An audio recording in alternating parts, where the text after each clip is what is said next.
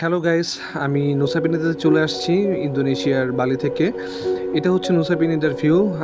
আমার সাথে পুরোটা ব্লগে আপনার সাথে থাকবেন, সম্পূর্ণ ব্র্যান্ড নিউ একটি ভিডিও নুসা পেনিদাতে।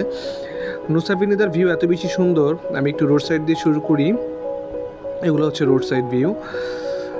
ব্লু ওয়াটার, এত ক্লিন, জাস্ট মাথা নষ্ট, এত সুন্দর, এত জোস, আমি কি বলবো, ভাষায় প্রকাশ করার মতো না। আমাদের গন্তব্য হচ্ছে first of all diamond beach. আমরা একটু একটু করে ডায়মন্ড বিচের দিকে যাচ্ছি। এই হচ্ছে ডায়মন্ড বিচ, আমরা চলে আসলাম ডায়মন্ড বিচে। আমার পেছনের সাইডটা হচ্ছে ডায়মন্ড বিচ। অনেক ভিজিটর এখানে।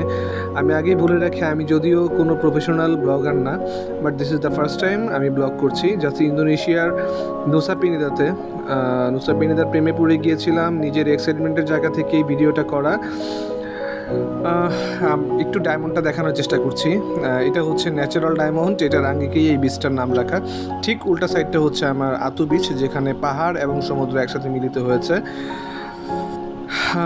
এখান থেকে আমরা আতু বিচটাও একটু কভার করার চেষ্টা করব। একটু আতু বিচের দিকে আমরা একটু একটু করে এগোচ্ছি। ঠিক হাতের বাম সাইডটায় যে পাহাড়টা দেখতে পাচ্ছি, এই পাহাড় এবং সমুদ্র, এখান থেকে 30 মিনিটস ওয়াকিং ডিস্টেন্স, পায়ে হেঁটে যেতে হয় আতু বিচে। এই যে ডায়মন্ড, এত বেশি জোস, just unbelievable, it's a dream, the gods of island, Diamond Beach. ডায়মন্ড বিচে ইন্দোনেশিয়াতে যারা আসবেন তারা অবশ্যই নুসা পেনিদাতে আসবেন। আমি ডায়মন্ড বিচের মায়ে পড়ে গিয়েছিলাম।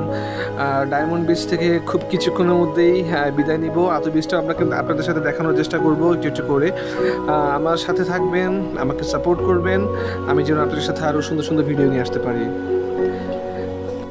আসসালামু আলাইকুম, সেই পর্যন্ত ভালো থাকবেন সবাই।